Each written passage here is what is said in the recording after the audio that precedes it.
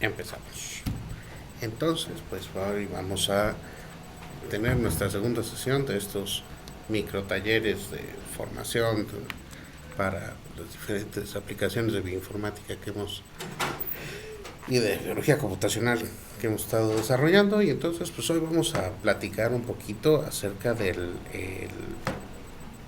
algunos de los procesos más comunes que hacemos para analizar datos de genómicos. Particularmente pues nos vamos a enfocar en datos de expresión de genes con RNA-seq, pero la idea es que más que hablar de las particularidades de los métodos específicos, es entender cómo se ven estos pipelines, de dónde vienen estos datos y más o menos aprender cómo se ve uno de estas rutas de análisis de datos, que bien pueden ser transcriptómicos, pero pueden ser epigenómicos, pueden ser de contactos de genes, pueden ser de otras mediciones masivas, electrofisiológicas, de lo que sea, ¿no? O sea, en general los datos se van a ver parecido y entonces pues la idea es un poco entender cómo procesamos este tipo de datos y cómo nos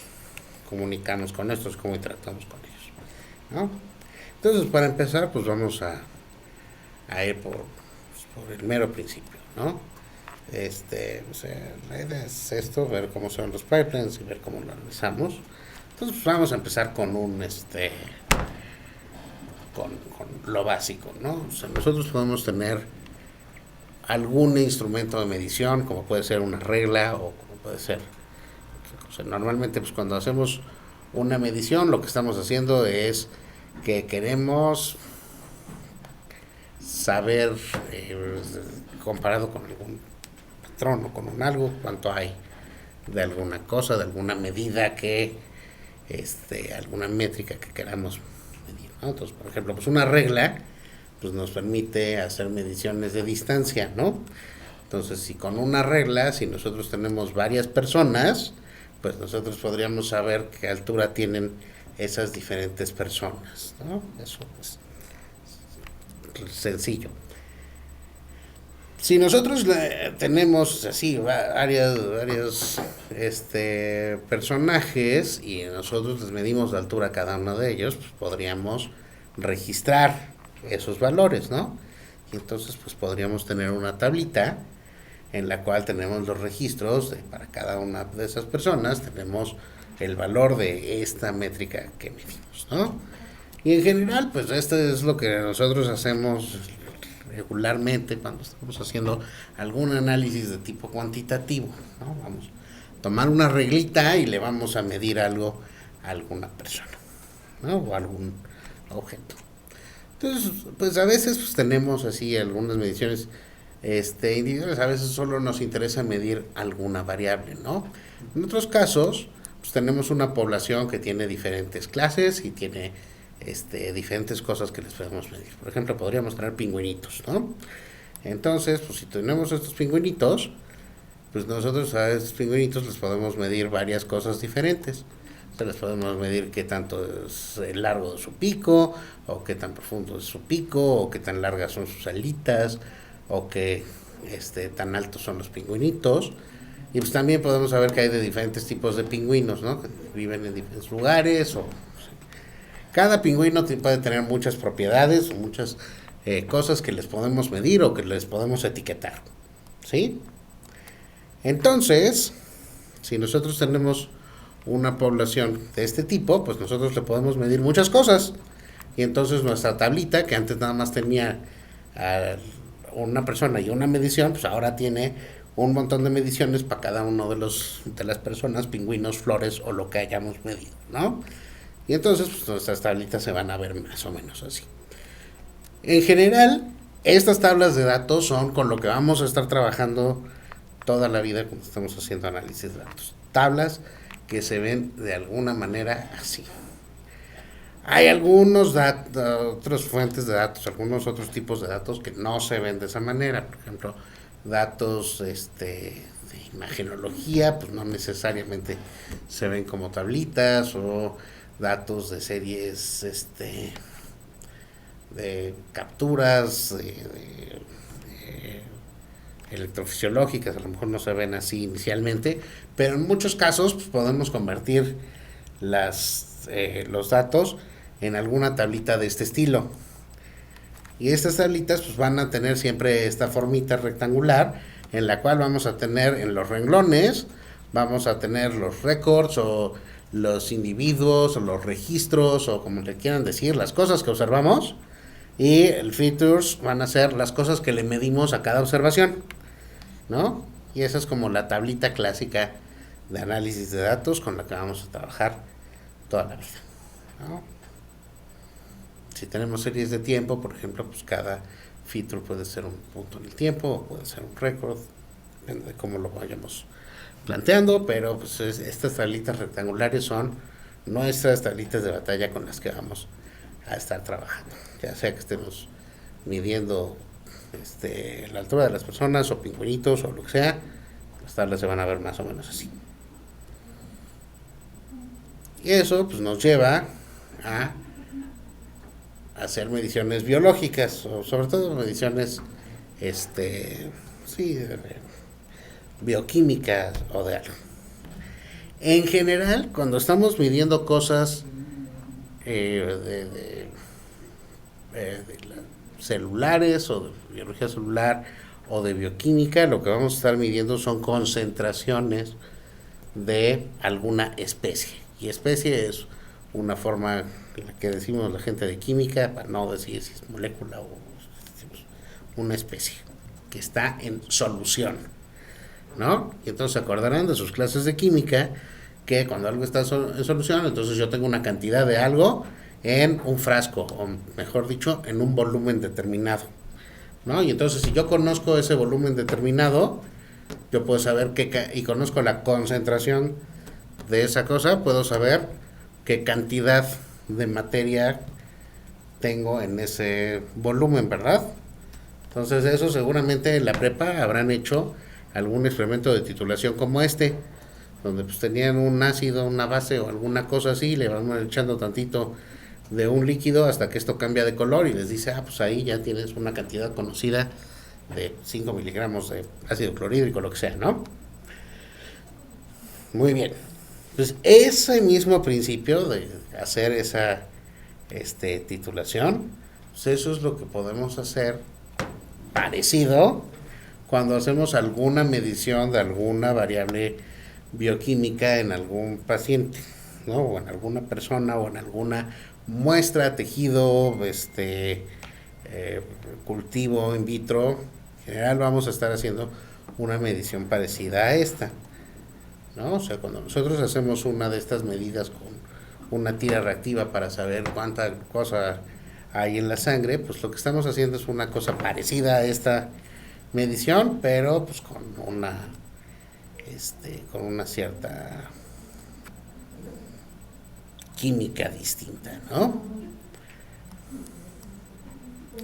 El chiste aquí, el punto fundamental es que pues nosotros vamos a tener unas células, ¿no? O sea, nuestros tejidos, todo, nos van a tener unas células y esas pues van a ser como si fueran un frasquito, ¿no? Porque esas células pues están llenas de líquido y entonces el líquido nos lo podemos imaginar como si fueran pequeños frasquitos de volumen determinado y entonces pues tienen una cantidad de algo ahí flotando. De hecho tienen cantidades de un montón de cosas flotando en las células, ¿no? Y entonces pues nosotros cuando estamos haciendo una determinación de alguna variable bioquímica, pues lo que estamos haciendo es cuantificando cuánto hay de una cierta especie, sea azúcar, sea proteínas, sea creatinina, sea lo que sea, en una cantidad conocida de volumen de líquido biológico, para no entrar a mucho detalle, pero que finalmente pues es el líquido que está dentro de las células, ¿no? Y entonces, pues, como pueden ver en esta figurita, pues hay muchas cosas que le podemos medir a las células, ¿no? Y entonces, pues aquí lo podríamos estar midiendo a escala de organelos y demás, pero pues cada una de estas mugres está compuesta de alguna molécula bioquímica de algún tipo distinto, Y pues de esas, las más famosas y las más emocionantes pues van a ser las proteínas y los ácidos nucleicos, que son los que son famosos aquí en los institutos de genómica. También por ahí andan los metabolitos, que también son emocionantes, pero bueno, hay banda que es súper fan de las cosas gluco, pero en general pues estas cosas las podemos medir con diferentes técnicas. Y pues, tradicionalmente pues había que hacer ahí un experimento donde tenías que hacer un machacado, irle sacando gotita a gotita y cuantificando cada una de las cosas por separado, y era un relajo. Pero en la actualidad tenemos super máquinas super poderosas que pueden hacer este tipo de cuantificaciones muchas veces a la vez para muchísimas especies distintas, ¿no? Y esas son las tecnologías genómicas, y en esencia ese es como el gran truco de las tecnologías genómicas, lograr hacer un montón de mediciones simultáneas sobre una misma muestra de un montón de especies al mismo tiempo. Y entonces pues tenemos muchísimos sabores de cosas que podemos medirles, ¿no? Si nos vamos al nivel de la o sea, de genes, pues lo primero, lo básico que podemos medir, pues es la secuencia de los genes, ¿no? Tomar esos, cuantificar cómo está el orden de los genes, y a partir de eso saber pues, la secuencia de algún genoma en particular. Después de eso, pues podemos medir los transcritos de estos genes. Ahorita platico de los transcritos, pero pues andan ahí flotando, y entonces esto también lo podemos medir. Podemos medir cuáles son las diferentes composiciones de conformación de cromatina que tienen los genomas. Podemos medir cómo están los modificadores epigenómicos de un cierto genoma. Podemos medir cuántos lípidos y qué lípidos componen esas células. Podemos medir qué proteínas están expresadas y cuál es su estado de fosforilación. Podemos medir a los metabolitos. Podemos medir transcriptomas no codificantes. Y también a escalas más grandes pues podemos cuantificar células independientes. Podemos cuantificar los diferentes perfiles de superficie inmune que tienen las células, los factores ambientales, las otras especies que puedan estar dentro de un ambiente, etcétera, etcétera, un largo etcétera. Cada una de esas cosas pues las podemos medir con una tecnología genómica distinta, las llamamos tecnologías de alto rendimiento o tecnologías de high throughput, porque pues, justamente podemos medir muchas cosas de la misma clase a la vez. ¿Queda claro eso? Bien. Entonces, pues eso se ve más o menos así. Tenemos un aparatote, alguno de estos aparatos, a los cuales vamos a sacar unas muestras de algún lado y los vamos a procesar con estos aparatos. Y ahorita me estoy saltando toda la magia de laboratorio, que es bastante, de cómo se procesa. Me estoy imaginando que voy a echar una licuadora, lo bajito, y lo echo en un medidor y ya me va a sacar una medición, ¿no? Y esas mediciones pues las voy a procesar en la computadora, y voy a tener que hacer una serie de análisis de datos para procesarlas, almacenarlas y ya analizarlas, ¿no? Entonces lo que vamos a ver ahorita es un poco esta ruta de cómo pasamos de haberlos adquirido a tenerlos analizados, ¿no? La parte de cómo administrarlos y eso pues no lo vamos a ver hoy, ni tampoco vamos a mencionar algunas de las partes del procesamiento, pero no nos vamos a clavar en eso. ¿Por qué? Porque cada una de las tecnologías tiene unas estrategias de procesamiento distinto. Y más bien en lo que me quiero enfocar hoy es en los flujos de análisis. Entonces, como decía, pues hay diferentes tipos de tecnologías. En la actualidad, pues ahorita lo que está de moda son, bueno, lo clásico ha sido la escala tisular, o lo que le decimos de bulk o de montón. Es cuando tomas una muestra, la machacas toda y haces la medición sobre ese homogenizado. Hay tecnologías de célula única en las cuales pues, se trata de obtener las muestras individuales de cada una de las células y entonces hacer procesamiento para que los resultados o las lecturas representen lo que hay en una sola célula. Y pues también están las tecnologías de metagenómica, que están más bien orientadas a la parte ecológica de las interacciones entre diferentes especies y los organismos. Y de cada una de estas cosas se puede hacer todo lo que les dije: genómica, transcriptómica, proteómica, lipidómica, metabolómica. Algunos funcionan mejor, otros no funcionan tan bien. Hay unas tecnologías que están más avanzadas, otras que están menos avanzadas, unas que son mucho más baratas, unas que son carísimas, pero hipotéticamente pues todas son, se pueden llevar a cabo, ¿no? Y en general pues esto se puede medir con tres tipos de aparatos principales, que son microarreglos, o con secuenciadores, o con espectrometría de masas. Hay otros tipos de detectores, pero estos son como los que son comunes ahorita, y de hecho de secuenciadores pues hay muchos tipos de detectores después, y de espectrómetros de masas hay varios tipos de espectrómetros de masas, pero en general pues son algunas de esas cosas. Aprenderle a hacer a cada una de estas cosas pues toma bastante tiempo, y depende bueno, no solo bastante tiempo, sino que cada una de las tecnologías y los tipos de datos pues tiene una serie de pasos que se requieren conocer. Otra vez, hoy no es el día en el que vamos a ver cómo se hace cada uno de ellos, pero sí es el día donde les menciono eso, para que sepan que si van a usar datos de microarrays, pues van a tener que aprender un conjunto de pasos de procesamiento distintos que si hacen trabajo con secuenciación de célula única, o de bulk, o de espectrometría, ¿no?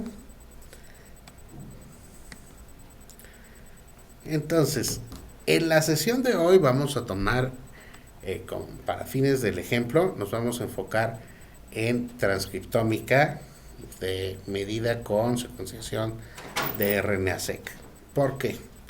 Que es una de las tecnologías que está más madura, y porque nos permite estudiar algunos fenómenos, de hecho muchos de los fenómenos, a una escala que nos interesa. ¿Por qué digo esto? Recordemos el dogma central de la biología molecular, que es que está en este dibujito. Para quienes no lo recuerden, pues la idea es que pues nosotros tenemos información que está dentro del DNA, la cual se puede transcribir para moléculas de RNA, y esas moléculas de RNA se pueden traducir a proteínas, en las cuales la secuencia se mantuvo igual. No sé que haya modificaciones traduccionales, pero eso no importa. Pero la información que estaba acá se trasladó a la información que está acá en forma de una proteína, que es la forma en la cual la molécula que puede tener actividad en el sistema celular y en el sistema biológico, ¿no? Por supuesto, esto es súper simplificado, comillas, comillas, hay excepciones, pero en términos generales esa es la idea. Como les decía, pues entonces a nivel funcional, pues el DNA pues tiene toda la información, entonces no está describiendo un estado específico biológico en un cierto momento, y las proteínas pues serían los mejores descriptores del estado biológico determinado, pero medir proteínas es más difícil. Entonces en la tecnología ricitos de oro por mucho tiempo ha sido la transcriptómica, porque entonces podemos medir qué tanta abundancia de RNA hay en un estado biológico determinado, y entonces con base en eso decir, bueno, estos son los genes que están más activos o más inactivos en este estado biológico, ¿no? Y es de manera de hablarnos como del programa de expresión de las células en un estado determinado, ¿no? Por ejemplo, salud y enfermedad, o casos y controles, o habiendo hecho una perturbación versus no perturbación, cosas de ese estilo. Muy bien.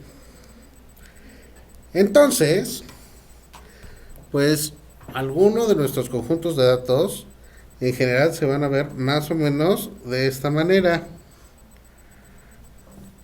Vamos a tener un conjunto de personas que pueden ser pacientes, una corte, un conjunto de placas Petri, animales, lo que sea. Normalmente nosotros trabajamos con genómica humana, entonces pueden ser pacientes,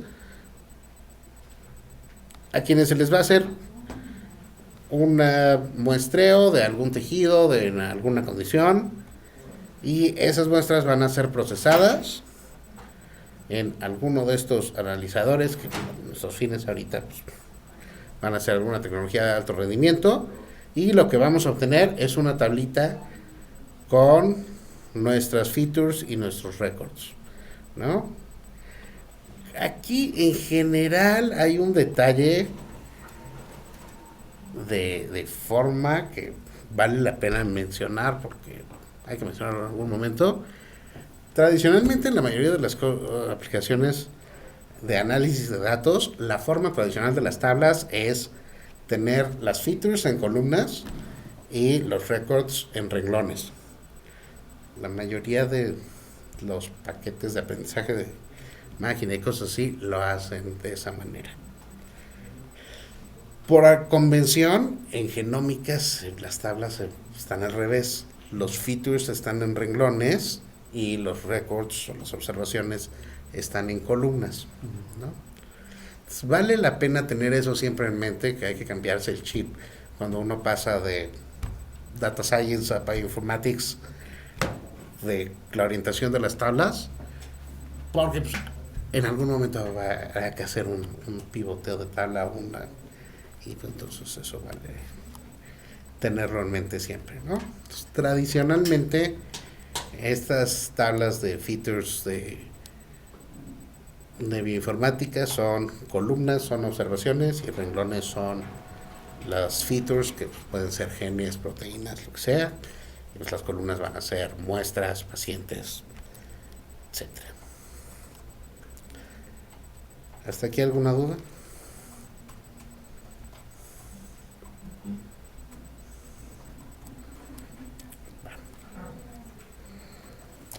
Entonces, dependiendo de la forma en la que se estén trabajando los datos, pues este paso entre la medición y tener la tabla de mediciones va a ser, no va a ser tan directo, va a haber varios pasos intermedios que habría que hacer. Cuando estamos hablando de tecnologías de RNA-seq, pues normalmente hay que secuenciar el RNA, o sea, sacar las secuencias de cada pedacito de RNA que se mide, y entonces esos contarlos, ya sea pegándoselos a un genoma conocido, y entonces viendo, bueno, pues este pata aquí, contándolo muchas veces, o tratando de armar un genoma desde el principio y luego contar cuántas veces viste un cachito de cosa en alguno de sus lugares. Otra vez, esa es una parte de la cuantificación de RNA-seq. Hay varios métodos para hacerlo y pues, con diferentes implementaciones de cada uno de ellos.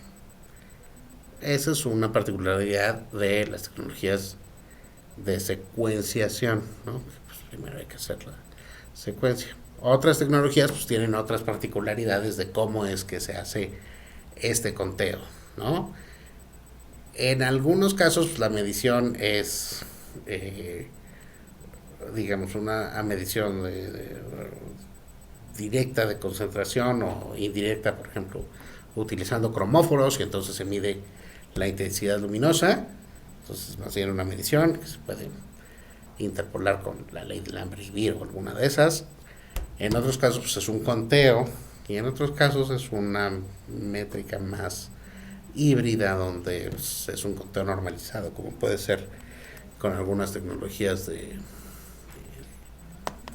espectrometría de masas. Pero el chiste es que todas pues vamos a estar algún truquito para que con un detector midamos cuánto había de una cosa, y entonces podamos asignarle a cada una de las features que decimos que podemos medir una cuentita. Y entonces eso suena súper padre, excepto que pues como hacemos mucha magia ahí en las mediciones, pues y estamos midiendo muchas cosas a la vez, pues no es tan derecho como tomar una regla y medir 1000 veces, ¿no? Hay que hacer algunos procedimientos para asegurarnos del control de calidad de los resultados, y hay que hacer procesos de normalización que nos permitan que las mediciones de todas las muestras sean comparables entre ellas y que las intensidades de todas las features sean comparables entre ellas, ¿sí? Y aquí es más o menos donde vamos a medio arrancar, ¿no? Entonces, ahorita voy a poner los de RNA-seq porque son los, pero nuevamente, pues cada tecnología tiene sus propios sesgos, ¿no? Entonces, para el control de calidad, en RNA-seq hay varios sesgos que tienen que ver con la forma en la que esa tecnología puede medir las cosas, ¿no? O sea, dado que lo que estamos haciendo es que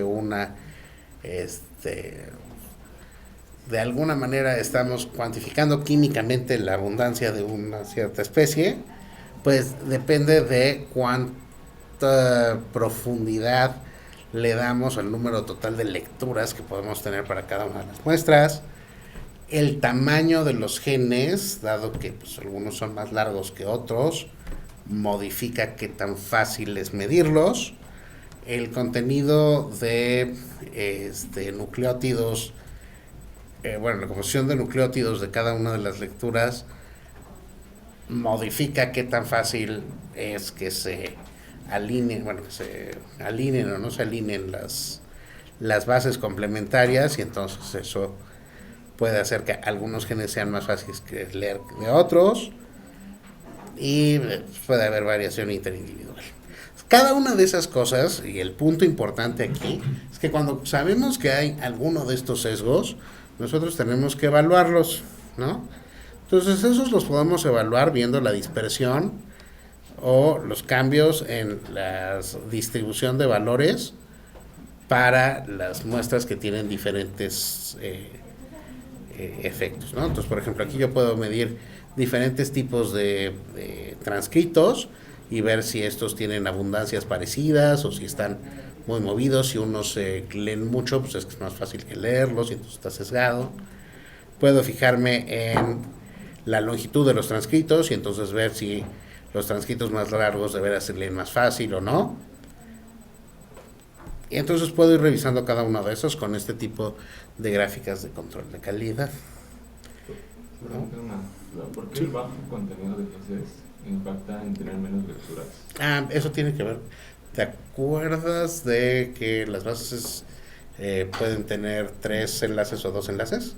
Entonces cuando tienes secundarias, así que impactan en la eficiencia de secuenciación. Concretamente es que el hecho de que puedan hacer 3 enlaces hace que ese enlace sea un poquito más estable, y entonces romper ese enlace cuesta un poco más de energía y entonces es menos probable que midas ese transcrito. Entonces es una cosa muy específica de la química de las bases nitrogenadas. Es que me llamó la atención que tanto alto como bajo contenido de GC, ambas impactarán en menos contenido de lectura asignada. Eso me generó duda. Supongo que lo redacté mal, raro, porque eran las 3 de la mañana, pero No, está bien. el chiste es que cuando tienes un enlace más fuerte es más difícil romper eso. Okay. Esa es la esencia de la cuestión. ¿Ok? Entonces, sí, lo que decíamos entonces es podemos hacer esta evaluación de estas métricas de sesgos, y si encontramos que hay alguno que nos está impactando, pues entonces ya aplicamos alguna técnica de corrección de sesgos para bajar la señal, ¿no? Entonces en RNA-seq, ¿cuál es el método perfecto para corregir sesgos en RNA-seq? No existe, y quien les diga que hay un método perfecto les está mintiendo, les está vendiendo algo.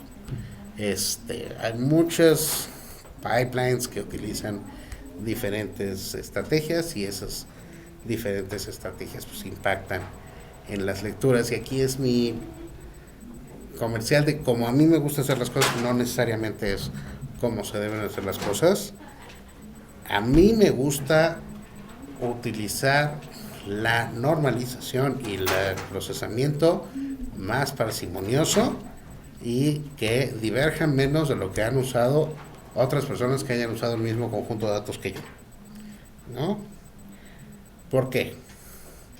Yo puedo identificar un conjunto de sesgos que pueden estar afectando mi análisis y normalmente pues la esencia de la cuestión es quiero reducir todos los sesgos que eviten que el análisis que tengo pensado a posteriori pues, no sea, no tenga la suficiente confianza. Pues si yo me pongo a hacer una serie de normalizaciones previas muy finas antes de saber cómo impacta y todo lo demás, pues puede que yo esté modificando la señal y cambiando la estructura de los datos de manera que ya no se comporten mucho como en los análisis que otras personas hicieron. Y entonces pues queda de mi lado y de mi responsabilidad probar que esas modificaciones efectivamente me están recuperando la señal biológica o la señal fisiológica de interés, ¿no?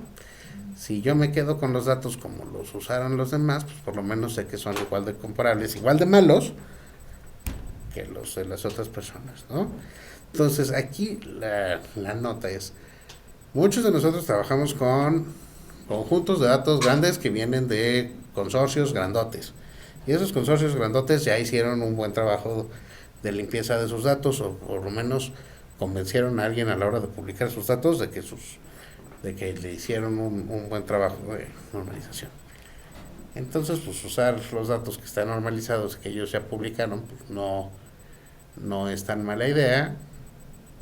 Ahora, si llegan nuestros cuates de los pisos de abajo que hacen sus experimentos, las personas aquí que les gusta hacer sus propios experimentos, van a llegar con sus datos, a esos nadie los ha normalizado antes, entonces ahí sí les va a tocar hacer toda esta evaluación de sesgos y de demás, ¿no? Entonces eso hay que tenerlo en cuenta. Les digo, pues muchos de los pipelines populares, o sea, Noisec y DSEC y todos, ya traen toda una sección de cómo hacer este quality control y los plots de validación y más o menos cuáles son los parámetros para definir, ¿no? Entonces, pues a esos hay que revisarlos en su protocolo y correr esos. Ahora, hay otro sesgo que bueno, antes de eso, pues una vez que ya limpiamos los sesgos, pues tenemos que hacer una normalización de los datos. Y esto tiene varias implicaciones. Entonces, en general, cuando tenemos algún tipo de mediciones de cualquier tipo, genómicas o no genómicas o lo que sea, muchas veces queremos normalizar los valores de las diferentes variables para que pues estén centrados en un cierto punto y se distribuyan como esperamos que se distribuyan y sea más fácil hacer la estadística downstream de muchas de las cosas, ¿no? Entonces, muchas veces hacemos normalización. En los datos genómicos es particularmente importante porque la mayoría de las veces esos no se distribuyen normalmente y entonces tenemos que identificar cuál es la forma correcta en la que se van a estar distribuyendo, tanto para poder hacerlos comparables entre muestras como para poder hacer la comparación de las diferentes especies dentro de una misma muestra, ¿no? Pues no tiene caso, o sea, a diferencia de si estamos midiendo altura y peso de un pingüino, que pues las medimos con instrumentos diferentes, pues aquí queremos saber si de veras hay más P53 que BRCA1 en una muestra determinada, ¿no? Entonces la comparación dentro también nos interesa, aparte de la comparación entre, ¿no? Entonces necesitamos normalizar de esa manera. En tecnologías viejas como microarreglos, la normalización, como esas eran mediciones continuas, porque pues estábamos midiendo lucecita, esa era, pues, se tenían que normalizar las métricas de una medida arbitraria a una medida arbitraria normalizada, y ahí no había bronca. En el caso de tecnologías como RNA-seq, en los cuales lo que tenemos originalmente son conteos de moléculas, pues necesitamos normalizarlas en términos de este tipo de cuentas de moléculas, pues, valga la redundancia, ¿no? Entonces, normalmente lo que hacemos es normalizar los conteos de una especie en términos del total de conteos que tuvimos para la muestra determinada, ¿no? Entonces pueden ser conteos por millón o transcritos por millón, ¿no? Y adicionalmente, pues podemos querer normalizar, como ya habíamos dicho, que la longitud del transcrito pues afecta qué tanto lo puedo contar, ¿no? Porque pues va a ser más fácil contar 10 cachitos de 10 que 10 cachitos de 100, ¿no? Del largo de 100. Entonces, a veces, pues también normalizamos por la longitud del transcrito, ¿no? Con estas medidas como RPKMs o FPKMs. ¿Cuál es la mejor medida de normalización? Tampoco hay ninguna, y quien les diga eso, pues les está mintiendo. Lo que sí es importante y que conecta con lo que vimos el día de ayer es que algunos métodos downstream pueden tener alguna preferencia por un tipo de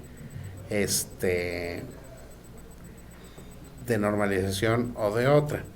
Y ahí vale la pena leer con cuidado tanto el método como revisar cuál es la técnica de normalización. Porque en algunos casos hay, por ejemplo, algunos métodos de expresión diferencial en los cuales se recomienda que se haga el ajuste, que el input sean conteos crudos, porque si los conteos están normalizados, entonces la distribución que asume el método no se cumple. Y entonces, pues en algunos casos eso es cierto, pero en otros casos pues, la distribución sí se cumple, entonces en algunos casos se afecta y otros no. Entonces, pues, vale la pena rascarle un poquito más a cuál es el fundamento de por qué hay que usar unos y no otros, y no nada más quedarse así ciegamente como, es que el manual decía que debía usar conteos, ¿no?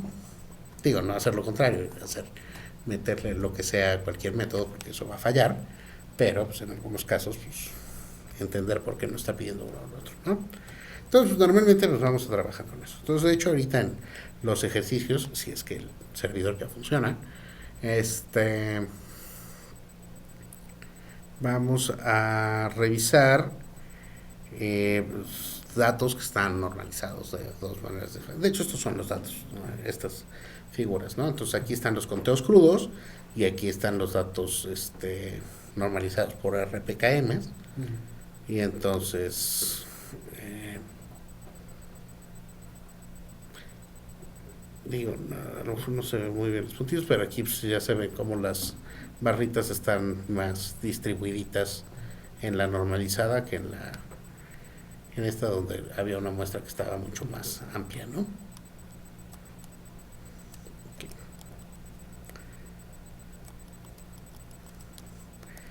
Ahora, normalización de datos muy importante, y en general, pues si tenemos un experimento, por ejemplo, un experimento que corrimos nosotros, o 3 muestras de casos y 3 de controles, y lo hicimos en una tarde, pues podemos normalizar ahí adentro de nuestra matriz y todo va a ser feliz.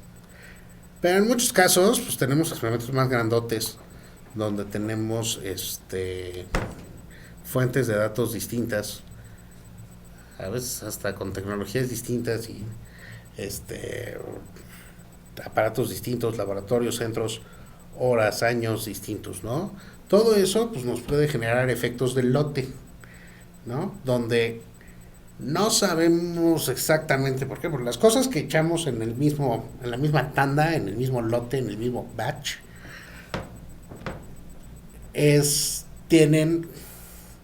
se comportan parecido entre ellas, ¿no? A lo mejor porque las procesó la misma persona, porque usaron el mismo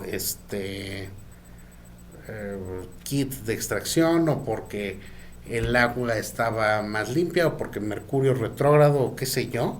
Pero lo que pasó en ese laboratorio se comporta de una manera, y lo que pasa en el otro se parece a lo que pasa en el otro laboratorio, ¿no? Y justamente como no podemos encontrar mecanísticamente cuál es la razón de por qué uno o lo otro para manejarlo como un factor, pues entonces lo que tenemos que hacer es encontrar la forma de hacer que sean comparables las muestras. Entonces, pues lo que tenemos que hacer es tomar las muestras que están, que tenemos etiquetadas de que pertenecen a los mismos lotes, definiendo estos lotes como laboratorio, hora, día, usuario, lo que nosotros identifiquemos que está separándolos y que sabemos que no es un efecto fenomenológico que queremos estudiar. O sea, no me interesa saber el efecto de las aspirinas en el tracto gastrointestinal cuando lo analiza Alan o cuando lo analiza Silvana, ¿no? O sea, eso está padre, pero no es científicamente interesante. Quiero saber el efecto de las aspirinas independientemente de quién lo esté analizando, ¿no? Entonces, eso es lo que tendríamos que corregir. Métodos de corrección a un defecto de lote, hay bastantitos también. Otra vez, todo el mundo va a decir que su método es el mejor. Entonces, vale la pena escoger alguno. Yo normalmente uso los que vengan implementados en el pipeline que esté utilizando. Entonces, estoy usando DSEC, los que vienen en DSEC. Estoy usando Lima, los que vienen en Lima. Si no estoy usando nada en particular, me gusta usar Combat, pero esos son preferencias de paquetes que pues, ahorita les digo. Ustedes, pues, conforme vayan trabajando en casos específicos, pues escojan su paquete de corrección de efecto de lote si fuese necesario hacer esta corrección, ¿no? Otra vez, pues si mis datos vienen de un proyecto grandote, pues normalmente ellos ya se tomaron la molestia de hacer esas correcciones de efecto de lote, ¿no? Entonces, pues, no me tengo que preocupar tanto yo. Si mis datos vienen de la corrida que me hizo mi amigo en el servicio social en diciembre y la corrida que hice yo en Semana Santa, pues entonces sí, pónganse a llorar, pero bueno. Entonces, después de que hicimos todas estas modificaciones y todas estas procedimientos, o que alguien más los hizo por nosotros, finalmente tenemos nuestra tablita de datos. En el caso de expresión de genes, pues esta se conoce como nuestra matriz de expresión, ¿no?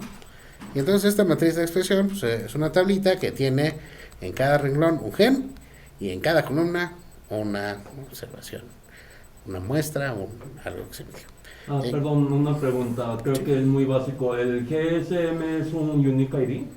Sí, este es un identificador de muestra. Okay. Sí, puede ser Pedro, Pablo, Juan. Y entonces, en cada entrada vamos a tener una medición de la expresión en las unidades que estén definidas por la forma en la que normalizamos, ¿no? O sea, aquí claramente estas están normalizadas, ¿verdad? ¿Por qué digo que claramente están normalizadas? Pues porque no son enteros, ¿no? Si fueran conteos, entonces serían enteros. Pero como tengo valores decimales, pues entonces están normalizadas. De hecho, estos son FPKM, pero va. Entonces, pues ya tengo esta tabla. Ya. ¿Y ahora qué hago? Bueno, esta tabla, por cierto, el ejemplo lo saqué de esta fuente, que es el GS67333. Son unos datos de Alzheimer, pero creo que no vino nadie de Alzheimer hoy. Pero aún así, son un experimento, tienen 4 muestras y 4 controles. Entonces es el que vamos a usar para los ejercicios de hoy. Y entonces, pues si ya tengo nuestros conteos, pues ya, este es como el resumen de lo que ha sucedido, ¿no? Teníamos nuestras muestras, las medimos y entonces sacamos un montón de cosas de RNA-seq de las que no platiqué, pero que había muchos que dije que había diferentes formas de contar, y eventualmente tenemos esta matriz de cuantificación que es la que nos interesaba. ¿Y ahora qué hacemos con ella? Pues podemos hacer muchas cosas. Normalmente, y este es como el pipeline del día de hoy que mucha gente quiere hacer, a partir de estas matrices queremos tener un par de visualizaciones que sean descriptores globales de nuestro conjunto de datos. Las dos más populares van a ser un heatmap de los datos de expresión y un PSA que me describa los componentes principales de estas muestras. Ahora, tradicionalmente, la gente cuando empezamos a hacer trabajo de expresión de genes, pues, normalmente estábamos pensando en experimentos de casos contra controles. Entonces, pues era de interés hacer una comparación en la expresión de los genes en los casos versus la expresión de los genes en los controles. Y entonces encontrar, digamos que un análisis muy estándar cuando tengo ese diseño experimental es el análisis de expresión diferencial de genes, ¿no? En el cual voy a identificar cuáles son los genes que cambian más entre las dos condiciones que estoy estudiando. Y finalmente, pues cuando tengo estos conjuntos de genes o algunas otras formas en las cuales puedo sacar un conjunto de genes que identifiqué de este análisis, pues me va a interesar saber si este conjunto de genes se parece a algún conjunto de genes que alguien ya haya asociado a una función biológica. A esto le llamamos enriquecimiento funcional, ¿no? Y ese pipelinecito de tener mi matriz de expresión, sacar estos descriptores, sacar los valores de expresión diferencial y hacer el enriquecimiento funcional, ese es el pipeline clásico que todos sus, bueno, si hacen amigos aquí en el instituto del área experimental, van a venir a pedirles que les echen la mano algún día, porque ese es el diseño más básico de un experimento de transcriptómica, ¿no? Y si no es de transcriptómica, pues de traducir este pipeline a otros escenarios, pues no es muy difícil, ¿no? O sea, si no es de transcriptómica pero es de proteómica, pues se va a parecer mucho. Si no es de proteómica pero es de perturbación de fármacos, pues a lo mejor escogemos los diferencialmente expresados de esa manera, pero pues son a ser esos. O sea, vaya, si tuviéramos datos de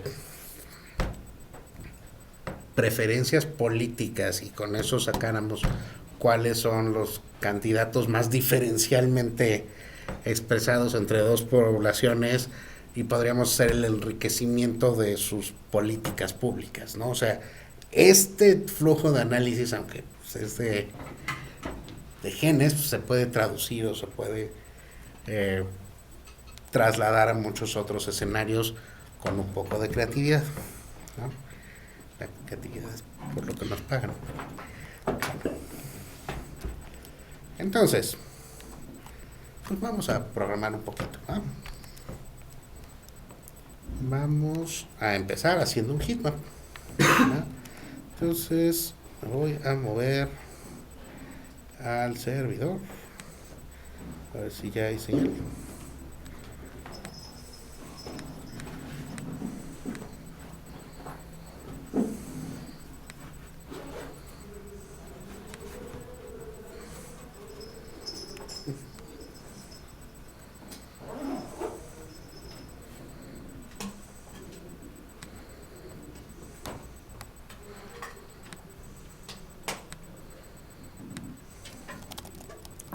Entonces voy a cargar algunos paquetes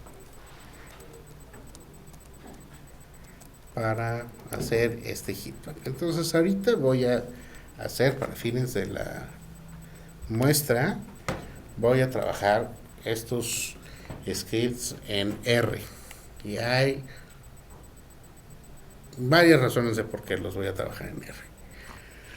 Número uno, y la más importante, es que R es mi lenguaje favorito, y entonces pues yo pongo los ejemplos en mi lenguaje que me gusta. Número dos, R, y particularmente para aplicaciones de bioinformática, el ecosistema de Bioconductor es más está más desarrollado que el más cercano, que es BioPython, que sí está menos desarrollado. Y número 3, por practicidad, porque pues como tenemos el servidor de RStudio conectado, pues está más fácil para la demostración aquí. Pero en el GitHub de los talleres les puse el código en R, en Python y una versión muy baby de Julia que más o menos le estuve jugando un rato, pero sí funciona más o menos. Pero la del R y del Python sí están de producción, ¿va? Entonces voy a cargar mis bibliotecas y voy a leer los datos. Los datos, para quien nos esté siguiendo, están en el servidor, en esta dirección. ¿Sí se pueden conectar al servidor? O, bueno, lo digo porque yo no pude y estuve conectándome y descargando los archivos y los datos. Yo sí pude, pero no en el servidor de R. Sí, como que está. Yo creo que depende de qué red estás conectado. A ver si me jaló bien. ¿Sí? Salió el hitmap también. Sí, no, pues aquí tengo Los datos. los datos del ya normalizados o si alguien los quiere. Y así. Nada más que no para, entonces tienes que presionar en la pastilla mientras metes el USB. Para que no se meta. Sí. Entonces, pues, los datos son estos. Está en Biocons y es el único archivo. Y son, como se había dicho, pues, son FPKMs, ¿no? Entonces aquí está la tabla. Voy a leer también un archivo de anotación, o que más bien tiene las etiquetas de las muestras, ¿no? Y entonces aquí me dice que las muestras de la 1 a la 4 son las que son muestras de enfermedad de Alzheimer y las muestras de la 5 a la 8 son los controles. Entonces aquí nada más me voy a asegurar de que la tablita esté en el mismo orden, y yo podría intentar hacer el heatmap de todos los renglones y en el servidor va a funcionar, pero la realidad es que en una compu normal no va a salir el heatmap con los 40.000 genes, se va a ver feo y raro. Entonces voy a hacer nada más ahorita un head y voy a hacer el heatmap de los primeros 5.000 renglones, ¿no?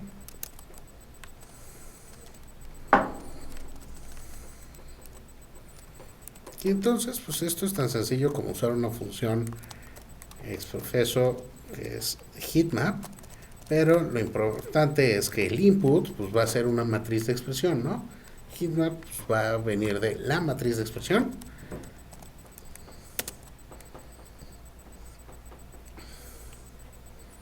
Y entonces aquí ya tengo mi heatmap, ¿no? Cada renglón es un gen, cada columna es una muestra. Y como pueden ver, pues aquí también se ve muy chafa, ¿no? Porque pues casi todos los 5.000 renglones pues tienen los mismos valores que están muy cercanos a cero, entonces se ve no muy emocionante este heatmap. Pero pues para fines de tener un heatmap ya lo tenemos. Entonces para fines de ver un heatmap que se vea un poco más interesante, voy a hacer este análisis muy sencillo. Simplemente voy a agarrar todos los genes y voy a sacar aquellos que tienen mayor varianza, ¿no? Y me voy a quedar con los 50 con mayor varianza. Y entonces, pues ahora sí vuelvo a hacer este heatmap. Y pues ya es un heatmap un poquito más emocionante, ¿no? Y en el cual pues ya puedo ver cuáles son los genes que estaban más, ¿no?, alterados, ¿no? Entonces aquí pues lo que puedo empezar a ver pues es patrones. Por ejemplo, veo que esta muestra pues tiene estos dos genes que, o sea, aquí están muy prendidos en esta muestra y solo en esta muestra, ¿no? Mientras que en los demás pues no están tan activos, más o menos puedo empezar a ver patrones. En los heatmaps a la gente le gusta tener estos agrupamientos con los dendrogramas que reordenan las columnas y los columnas y los renglones utilizando un agrupamiento jerárquico no supervisado. Ese agrupamiento jerárquico no supervisado pues puede ser interesante para tener grupos de genes más adelante, por ejemplo para enriquecimientos, ¿no? En sí, pues sacarlos del heatmap directamente pues está difícil, más bien hay que buscar cuáles son las funciones que sacan el agrupamiento jerárquico. Normalmente van a estar en algún paquete de clustering, en R están en hclust, en Python están en scikit-learn-clust. Entonces hay que sacarlas de ahí para sacar cuál es el agrupamiento y decidir cómo están, ¿no? Pero normalmente, si me regreso a la presentación, Perdón, se me había... estos Yo lo bajé Sí, pero falta el TXT. Sí, y ese archivo también lo necesito. estos heatmaps pues, normalmente nos permiten tener esa visión general de cómo se están distribuyendo nuestra matriz de expresión. Aquí yo usé este paquete que se llama pheatmap en R. Si se dan cuenta tiene estos colores que van como de azul a rojo, y esa es como la escala de colores espectral, y esa es una escala de colores bonita, y escoger escalas de colores es también interesante. Clásicamente los heatmaps de expresión se utilizaban esta escala de verde, rojo, verde, negro y rojo, pero van a ver que la mayoría de los heatmaps así históricos son de ese color, pero ya no se recomienda por dos razones distintas. Número uno, porque realmente esa tiene más sentido cuando tienes expresión diferencial, o sea, cuando tienes opuestos para representar cuáles están sobreexpresados, subexpresados. Y número dos, porque rojo y verde son los colores que la gente que tiene daltonismo no puede ver. Entonces, pues tienes una maravillosa escala de naranja, naranja y negro. Y entonces pues la gente no lo reconoce. Pues hay varias escalas de colores distintos que pueden explorar para sus heatmaps. Y eso pues ya es cuestión de ir viendo. De hecho, pues toda la estética ahorita pues, es nada más cómo pasar de la tabla al heatmap, pero cada función de heatmap pues, tiene una serie de parámetros que hay que estudiar y revisar para para poderlos explotar al máximo, ¿no? Muy bien. Ahora nos vamos a ir al PCA, que es el análisis de componentes principales. Pero normalmente cuando la gente dice que quieren un PCA, lo que están diciendo es que quieren ver el scatter plot de los 2 o 3 primeros componentes del análisis de componentes principales. Entonces, el análisis de componentes principales realmente pues, es una técnica para identificar la separación de las muestras en función de la máxima covarianza entre ellas, ¿no? Y entonces lo que vamos a obtener de ese análisis pues es este conjunto de eigenvectores que nos van a definir qué tanto cómo se están separando las muestras dadas estas variables, así como la matriz de rotación que nos indica cómo llegar a ella. Entonces eso lo podemos hacer. Sí, aquí voy a volver a cargar los datos, vuelvo a cargar mis etiquetas, que ahorita creo que no las voy a usar, pero las cargué. Y aquí voy a usar hacer el PCA. Y entonces aquí es uno de esos momentos donde vamos a aprovechar para revisar justo lo que decíamos en la sesión de ayer de cómo es que hay que hacer pequeñas modificaciones para que nuestros datos de entrada puedan entrar a la función que queremos, ¿no? Entonces, aquí yo voy a tomar mi X. X es mi matriz de expresión. Y entonces en este caso yo la leí como una data frame de R, ¿no? Entonces cada renglón, cada columna pues es una, una muestra, excepto la primera columna, que son mis identificadores de los genes, ¿no? Y resulta que la función de PCA, que es PRComp, se va a querer comer los datos va a querer comerse una matriz numérica. Entonces, si yo le paso esta tabla, así, va a pensar que es una matriz numérica, porque pues estos identificadores son números, pero me va a sacar un PCA usando estas etiquetas como si fueran otra variable, y entonces el PCA no va a tener sentido. Entonces, lo que necesito hacer es agarrar mi matriz, quitarle esa primera columna y luego decirle que la trate como matriz. Pero como le quité la primera columna, ya no tengo los identificadores de los genes, ¿no? Ya no tengo mis identificadores. Entonces lo que tengo que hacer es volverle a poner los identificadores, ahora como si fueran rooms. Y entonces ahora sí tengo mis identificadores de genes y tengo mi matriz de 8 columnas, ¿no? Y ahora sí. Entonces, eso suena una tontería. Y es una tontería. Y es una tontería que si no se les digo hoy, seguramente iban a pasar 4, 6 o 12 horas tratando de encontrar por qué no les salía su PCA. Y entonces, pues estas se las paso al centavo. Pero va a haber muchas de esas tonterías en la vida. Muchísimas. Y entonces, por eso es que hay que ver cuál es el input y cuál es el output. Y encontrar hacer estas pequeñas transformacioncitas en los que se va la vida del analista de datos. Entonces, ahora sí, ya que tiene la forma correcta, lo que voy a hacer es hacerle una transpuesta y luego ya correr el análisis de componentes principales con esta función, ¿no? ¡Pum! Y entonces, ahora tengo mis resultados del PCA.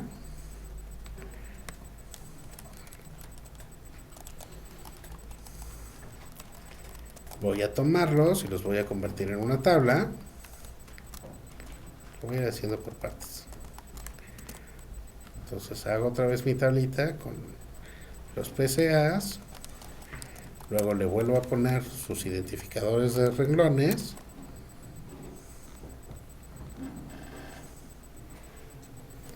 Y luego le pego las anotaciones.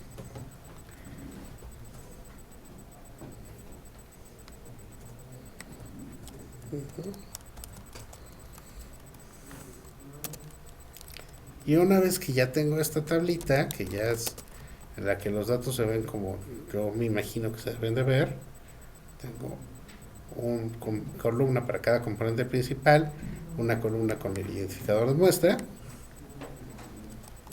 Entonces, pues ya me voy a graficar. Aquí gráfico con un ggplot, que para los que no hagan R, pues esta es una biblioteca de gráficas muy estándar. Y le digo, bueno, vas a graficar en el eje X, vas a poner el componente 1, en el eje Y vas a poner el componente 2, y les vas a poner color dependiendo de la condición, ¿no? Y vas a ponerlos en un scatterplot.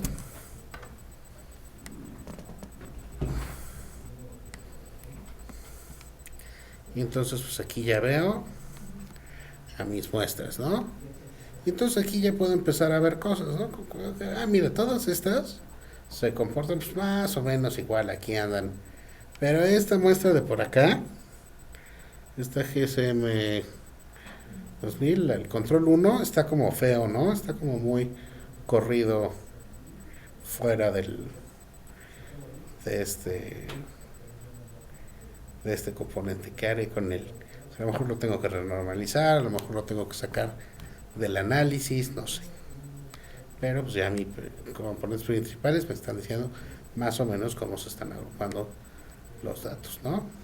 Aquí pues podría haber, por ejemplo, si empiezo a observar efectos de lote o si empiezo a ver, idealmente pues lo que nos encantaría es que, mis tratamientos se agrupan entre ellos y mis controles se agrupan entre ellos y no es algo que necesariamente vaya a ocurrir en un análisis, ¿no? No al menos directamente de la primera exploración.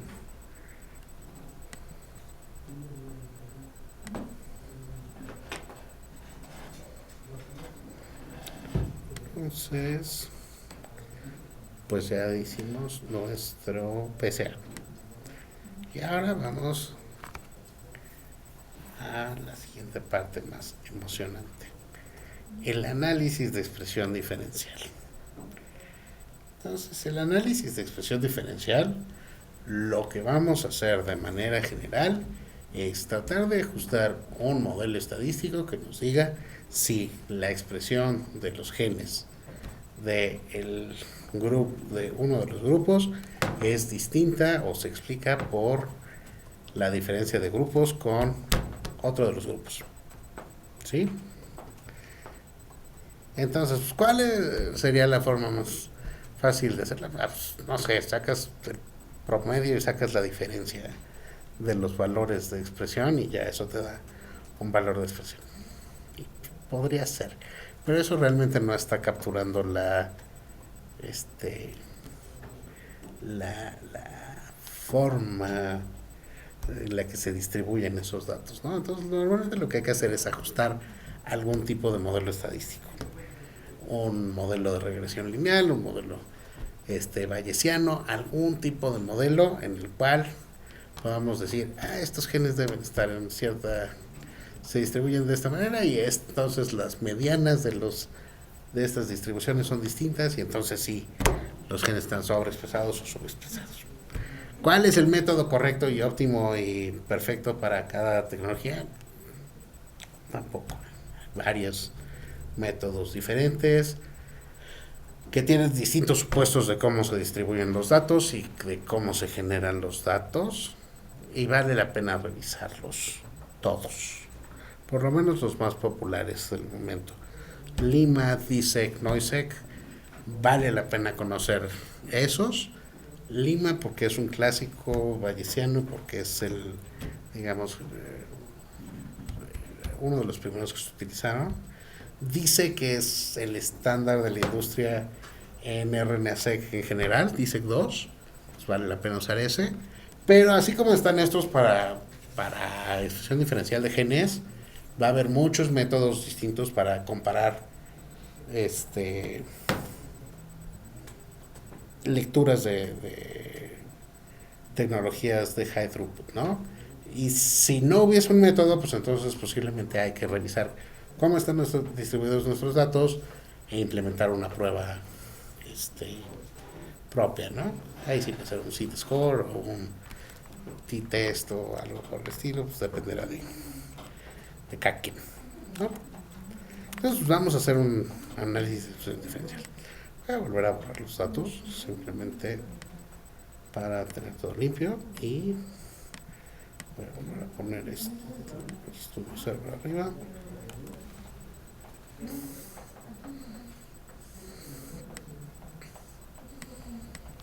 Entonces en este caso voy a usar el paquete Lima, voy a usar los mismos datos de RNA-seq que hemos estado utilizando. Entonces pueden ver aquí son los mismos datos, ¿no? Y voy a cargar mi tabla de anotaciones en la que tengo las muestras, ¿no? Entonces aquí pues esta la saqué de la tabla que venía en la página, pero pues no me gusta que las condiciones dicen 1, 2, 3, 4, ¿no? Entonces parece que estas son 4 condiciones distintas. Entonces lo que voy a hacer aquí es utilizar expresiones regulares para quitarle los números del final al final de la columna, ¿no? Pues ven cómo todo se empieza a conectar. Y entonces ahora ya tengo mi columna que solo dice load para las muestras de enfermas y control para las muestras de control, ¿no? Y ahora nada más por no dejar, voy a reordenar mi matriz de expresión para que esté en el orden de las muestras como están en mis anotaciones. Solo lo hago por si no estoy seguro de que estuvieran en ese orden, ¿no?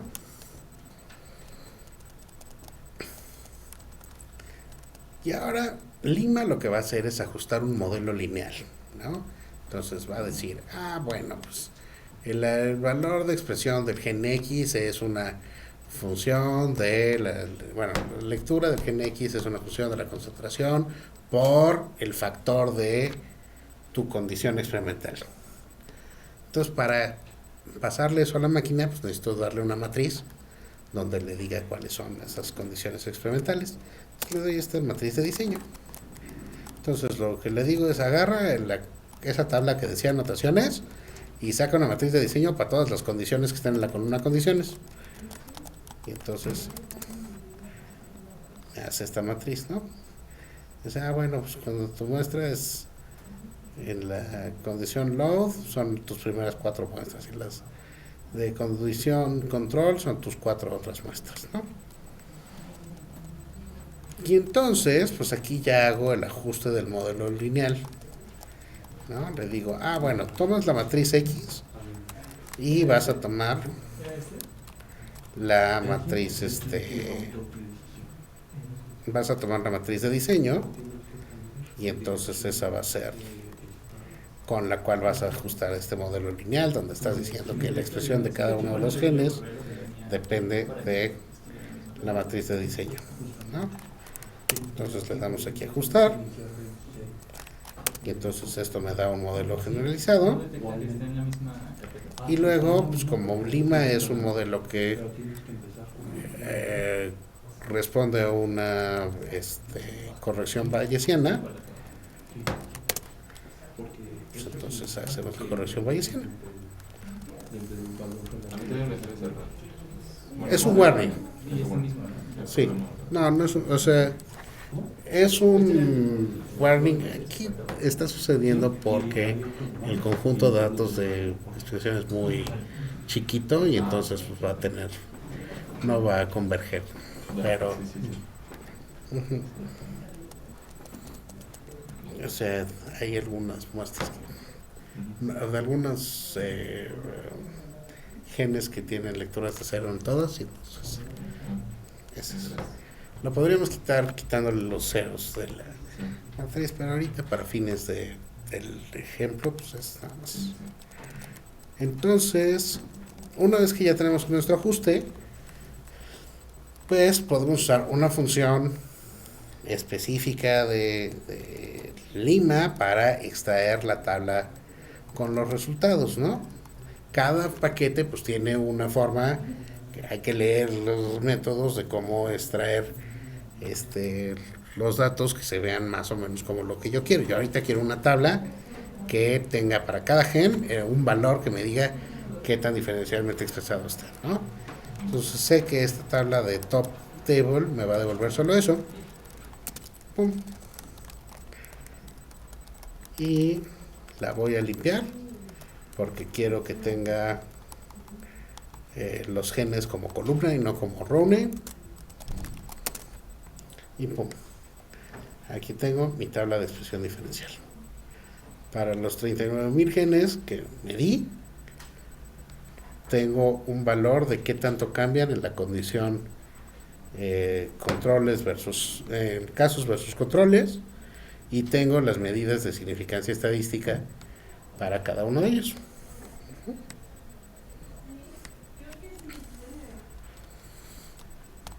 Y entonces pues con esa tabla yo puedo hacer muchas cosas. Básicamente ese es el output importante de mi análisis de expresión diferencial, ¿no? Y a mí me gusta tener todos los resultados. A mí no me gusta filtrar antes de tiempo porque, pues, ¿para qué? O sea, si ahorita yo le hubiera puesto, quédate nada más con los de p-value menor a .0001, pues hubiera perdido ahí datos en el camino, ¿no? Entonces prefiero quedármelos todos y luego empezar a hacer mis filtrados para saber cómo se están distribuyendo mis datos, ¿no? Mientras menos información pierdo, más sé cómo se están comportando las cosas y nada más me quedo con, dame los diferencialmente expresados, no sé si eran muchos, si eran pocos, si unos se quedaron en la rayita. Entonces, me quedo con mi tabla completa. Y ahora voy a hacer mi volcano plot. Y entonces mis volcanos plot son estas gráficas que son tradicionales del análisis de expresión diferencial, que puedo usar en general cuando tenga algún resultado donde tengo muchos variables que medí y tenga una medida de qué tanto cambian y una medida de significancia estadística, ¿no? Y entonces eso es justo lo que voy a graficar. Entonces con estos datos que tengo acá, voy a tomar en este caso el log4 change, que es la medida del cambio, o sea que tantas veces cambió el gen, su nivel de expresión, y voy a tomar este estadístico B, que es el estadístico bayesiano de significancia del ajuste bayesiano, ¿no? Log2. Entonces grafico estos dos y voy a hacer un scatter plot. Bueno, y le digo, pues voy a considerarlo significando si el valor B es mayor a 1, que está muy amable de mi parte. Normalmente usaría uno de 5, pero pues para fines de este ejemplo, pues aquí tengo mi volcancito. Entonces veo que pues, muchos de estos genes están, o sea, los que cambian mucho de expresión no tienen mucha significancia, ¿no? Y eso me puede estar hablando de que el experimento pues tiene mucha dispersión, ¿no? Entonces pues, hay unos que sí cambian mucho, pero pues no tienen mucha significancia. Y ya los que sí cambian mucho, pues están aquí casi en la rayita, pero sí son muy significativos, ¿no? Entonces pues, a lo mejor me quedaría con estos para decir estos son los significativos. Entonces ya con eso pues, puedo tener mi volcano plot de pues, cuáles son mis genes. Y a estos volcanos plots pues, les puedo poner mucha producción, ponerles las etiquetas de los genes y los valores y colores más cuando están sobreexpresados y subexpresados. O sea, ahí hay mucho que le puedo jugar, ¿no?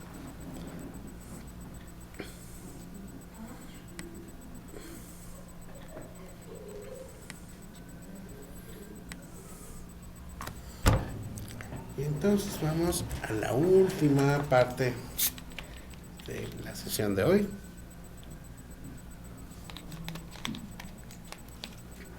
Que tiene que ver con el enriquecimiento funcional. Entonces, pues ya platicamos de que, pues de estos, con estas tecnologías de expresión de genes, pues podemos encontrar cuáles son los genes que están más expresados o menos expresados en diferentes condiciones, ¿no?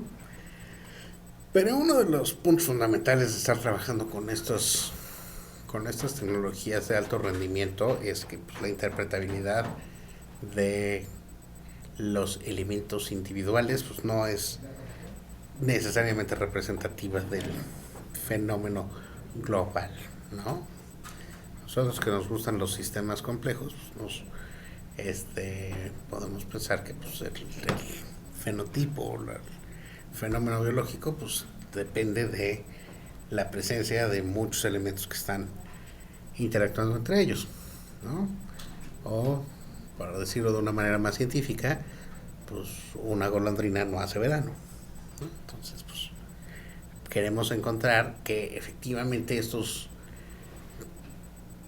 queremos encontrar si estos conjuntos de genes que podemos identificar a partir de estos métodos nos están hablando de alguna actividad biológica de mayor nivel de agregación, ¿no?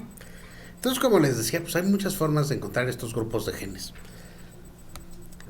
Una, pues es nada más, a partir de los datos de expresión, pues podemos ver cómo se están organizando las muestras, utilizando, por ejemplo, estos métodos de agrupamiento jerárquico, ¿no? Entonces, esos no necesariamente requieren la expresión diferencial, simplemente a partir de los datos de expresión podemos encontrar esos conjuntos de genes. Podemos irnos por los genes de expresión diferencial, ¿no? Y entonces sí decir, bueno, este conjunto de genes que yo dije que están más sobreexpresados, pues quiero ver si están relacionados entre ellos. Pero también podríamos hacer otra técnica, por ejemplo, podríamos reconstruir redes, como las que vamos a reconstruir pasado mañana, y a partir de eso sacar grupos dentro de esas redes e identificar pues, si esos grupos están relacionados funcionalmente, ¿no? Y aquí el mensaje es, no hacemos un enrichment nada más porque hacemos un enrichment porque podemos, porque tenemos una lista de genes, sino que hacemos un enrichment porque tenemos una pregunta en la cual identificamos por alguna razón un conjunto de genes y queremos saber si ese conjunto de genes está asociado a algún fenómeno biológico, porque podemos explicar por qué esos genes están en el conjunto, ¿sí? O sea, no es nada más sacar conjuntos a lo menso y ver si enriquecen, es poder explicar, mira, estos genes son los que se expresan diferente en el caso de enfermedad. Y entonces, como están sobreexpresados en la enfermedad, pensamos que si están asociados a la misma función, esa función está sobrefuncionando en la enfermedad. Y eso no es lo mismo que decir, estos genes se coexpresan.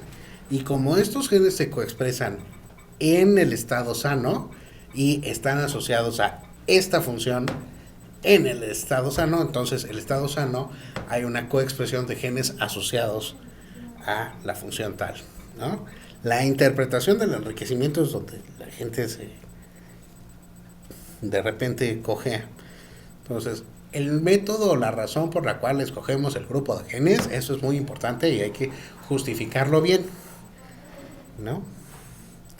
Y entonces sí, si nosotros tenemos buenas estrategias para hacer estos clústeres de genes y asociarlos cosas, esta es una herramienta poderosísima, ¿no? Porque así como lo podemos hacer de genes, otra vez este enfoque de clusterear cosas y luego ver si esas cosas se asocian a categorías ya conocidas, lo podemos aplicar en genómica, lo podemos aplicar en química, lo podemos aplicar en ciencias sociales, en business intelligence, en lo que quieran, ¿no?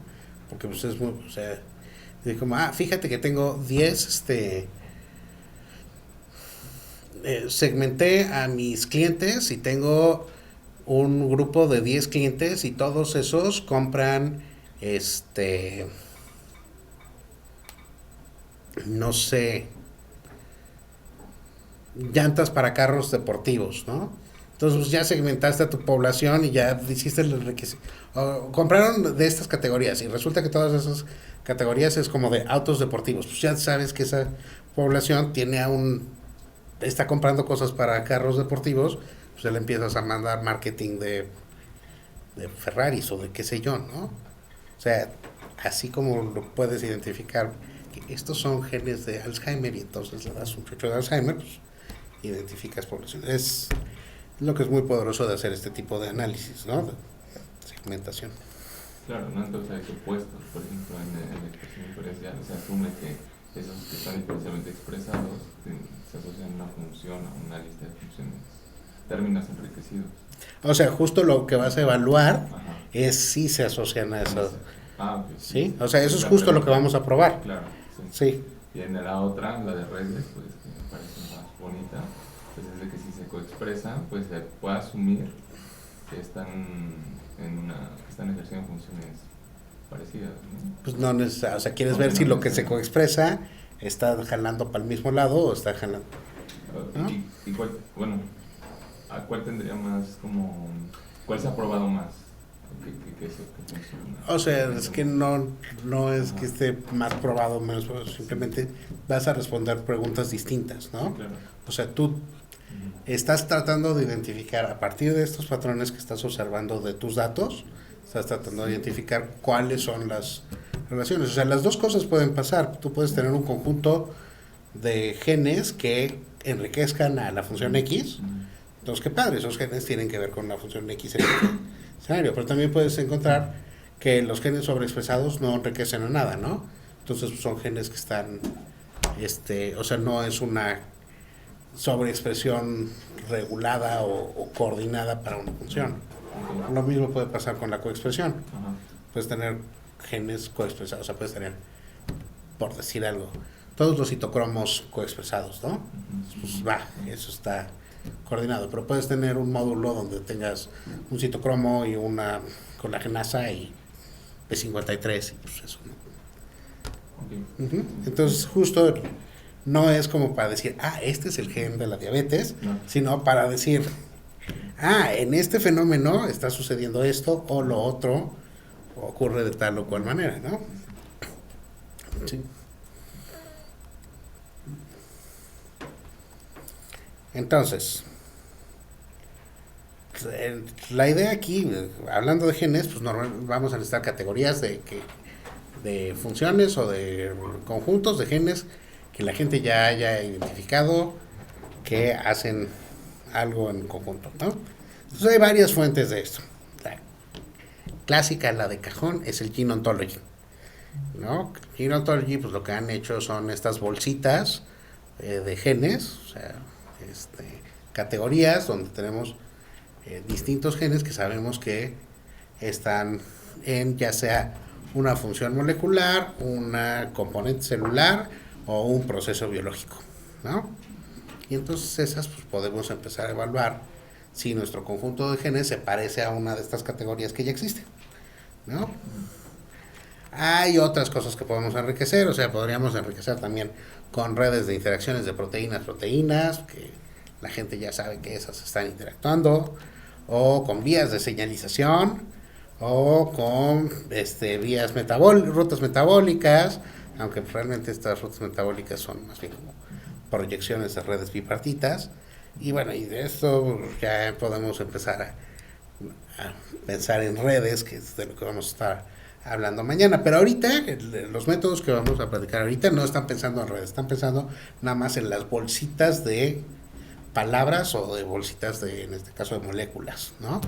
Las conexiones todavía no importan, mañana importarán, hoy todavía no. Entonces pues nosotros podemos tener nuestra colección de categorías favorita y tenemos que probar cuál es si nuestro conjunto de genes se parece a alguna de estas categorías. Entonces, ¿cómo hacemos eso? Pues para probar eso es la hora del té. Y para eso usamos el análisis de la sobrerepresentación, también conocido como la prueba exacta de Fisher o la prueba hipergeométrica, ¿no? Y entonces la prueba hipergeométrica tiene una historia muy bonita. En alguna época del pasado donde la gente tomaba té y era rica y no tenía preocupaciones, estaba Fisher y Muriel tomando el té. Y entonces Muriel era una botánica, creo, y ella decía que tenía Muriel Bristol, que tenía la capacidad de saber si al té le habían echado la leche antes de servir el té o después de servir el té. Y entonces ese era como su superpoder. A lo que Fisher dijo que no le creía, porque pues así es la gente. Y entonces decidieron hacer un experimento. Entonces sirvieron N tazas de té, algunas con leche antes del té y otras con leche después del té.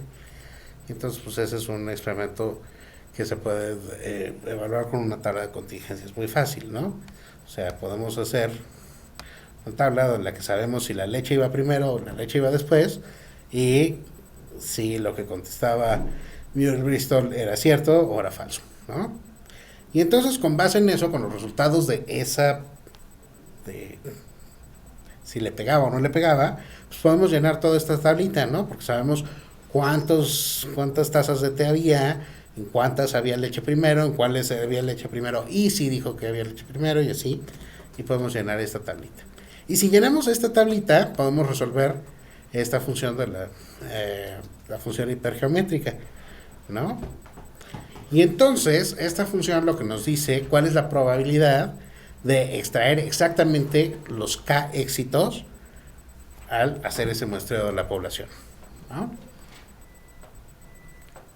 Y entonces, pues queda muy claro que en lugar de estar hablando de leche y de atinarlo o no atinarle, pues nosotros podemos traducir este mismo experimento a nuestros genes que encontramos de nuestro experimento contra los genes que pertenecen a una función específica, ¿no? Podemos sustituir en esta tabla esa misma lógica y con eso evaluar si los K genes que yo obtuve en mi conjunto de genes sobreexpresados, subexpresados, del clúster tal, de la comunidad tal, de la red, de lo que sea, los que yo probé, los que yo me traje en mi bolsita, pertenecen o es muy probable que yo los haya sacado de una de las categorías de Gene Ontology o de Kegel o de lo que sea, ¿no? Eso es lo que estamos probando en esencia. Entonces, pues eso está implementado. De hecho, eso lo podemos resolver de un montón de maneras en programáticamente. La realidad es que ya hay varios paquetes, sobre todo en R, que nos facilitan esta chamba. Y entonces, pues, para mucha gente se le hace más cómodo hacerlo con estos paquetes y por eso lo vamos a hacer así. Dicho lo cual, a mí personalmente me gusta programar la prueba, o sea, plantear la prueba hipergeométrica con mis categorías y mis y esto es porque se me hace más flexible y porque cuando me lo quiero llevar a hacer análisis de compradores en Amazon, pues es más fácil que tratar de traducir mi código de genes para otras cosas, ¿no? Pero para fines o sea, para quienes trabajan en genómica estos paquetes van a estar bien, pero para quienes trabajen en otras aplicaciones más como neuro y eso, pues a lo mejor vale la pena también plantearla. ¿Y qué opinas de Enrichar? También te dará... O sea, ¿o usted prefiere ese profiler? Yo prefería uno que se llamaba HTS Analyzer, pero ya está descontinuado. O sea, para fines del ejemplo vamos a usar Cluster Profiler, pero en Richard funciona También bien. Podría, ¿no? Sí, y también está Richard, que lo escribió un amigo mío, pero... Okay. O sea, hay muchas opciones, pero bueno. Vamos a usar nada más ahorita. Entonces, simplemente leo mis datos. Entonces, aquí voy a leer mi anotación de los genes con mis gene IDs y mis símbolos.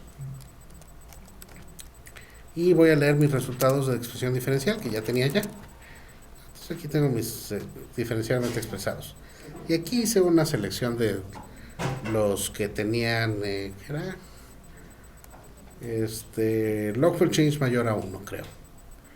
Nada más para quedarme con un conjunto más reducido, ¿no? Aquí voy a hacer una cosa que es muy importante y que es un problema clásico, y me lo voy a echar en una sola línea, pero lo voy a resaltar, que es el de ponerle la anotación a los genes. Entonces, si se fijan, en mis datos de expresión diferencial tengo estos identificadores de Gene ID que son numéricos y que de hecho son en 3. Y pues esos van a ser difíciles de interpretar y entonces pues voy a sufrir un poquito. Entonces lo que voy a hacer es que voy a tomar este diccionario, que es el mismo diccionario que estuvimos usando ayer, ¿se acuerdan? Que tenía genes y símbolos y cosas. Entonces voy a tomar un diccionario y le voy a pegar estos nombres a mi tabla de expresión diferencial. Y para pegárselos los voy a hacer con un join, ¿no? Y entonces estos joins son como la respuesta al problema de los diccionarios y aprendan a hacer el join en AWK o en R o en Python o en lo que necesiten hacerlo, pero aprendan a hacer este join porque es lo que les va a resolver el problema de ponerle nombres a los genes que se llamaban de diferente manera o ponerles los IDs a sus muestras que estaban mal etiquetadas o cosas de ese estilo. Entonces, le vamos a pegar anotación, nada más para que vean cómo se ve. Bueno, el color completo. Y entonces ya tienen su símbolo y su... Bueno, el símbolo es lo que me interesa más que nada, ¿no? Y me voy a quitar todos los que no tengan símbolo y me voy a quedar con la lista de genes. Entonces aquí tengo mi lista de genes, ¿no? Ya. Y esta lista de genes que yo ya decidí que eran los que son significativos porque dije que eran significativos ahorita, porque salieron, esta es la que yo ya había escogido. Esta se la voy a pasar a a Insert Profiler. Entonces le paso mi lista de genes, mi lista de, mi base de datos de anotación de humano. Le digo cuál va a ser la llave que voy a usar, que en este caso va a ser symbol.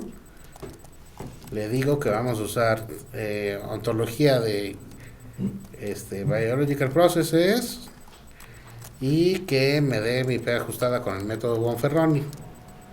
Porque como voy a hacer muchas pruebas hipergeométricas, pues necesito hacer una corrección por pruebas múltiples.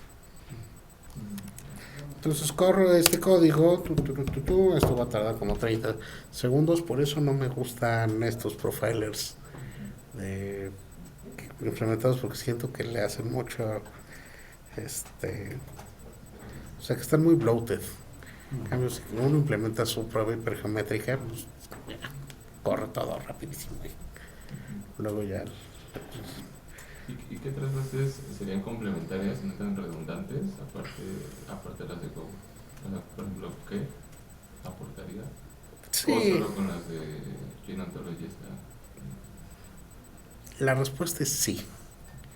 O sea, todas complementan un poco, pero hay unas que traslapan. Por ahí hace muchos años hicimos un estudio de cómo estaban los traslapes.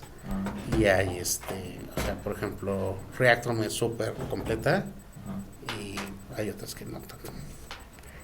Pero bueno, ahorita pues ya lo último que tenemos es ya nuestra tablita con los resultados. Entonces aquí, por ejemplo, puedo filtrarlos para quedarme con los Q-values menores a .001, por poner un corte y hacer un gráfico de barras. Y entonces ya veo, pues fíjate que tu conjunto de genes pues está enriquecido con cierto valor de significancia para el spliceosoma, los complejos de organización de proteína, splicing. Son un conjunto de funciones que están relacionadas con splicing, ¿no?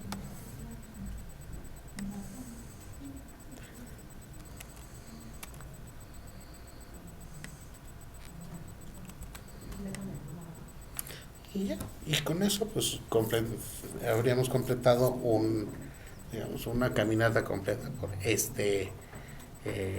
pipeline de análisis tradicional de RNA-seq, pero sobre todo más allá del codiguito, que pues ese está ahí disponible y pueden usarlo como machote para sus próximos análisis. Entonces le van a tener que pulir con otras con las bibliotecas adecuadas, pero pues, sobre todo era como para visualizar cómo se ve paso, ¿no? Desde empezar con nuestros datos crudos hasta pues ya tener alguna interpretación ya analítica que ahora requerirá pues la parte fenomenológica, ¿no? Explicar por qué estos genes en particular, cómo se relacionan con el fenómeno que estábamos estudiando, etcétera. Pero, digamos, desde la parte analítica, pues nosotros ya completamos esto y esto pues, ya se lo podemos entregar a nuestros colaboradores para seguir con la contribución o hacer nuestros propios análisis, ¿no? ¿Dudas? ¿Preguntas?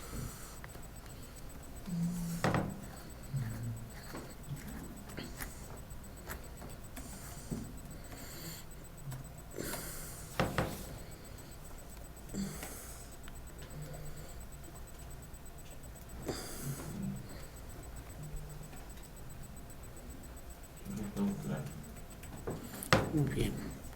Pues entonces, si no hay otra pregunta o algo que revisar, en la próxima sesión vamos a empezar ahora sí con análisis de redes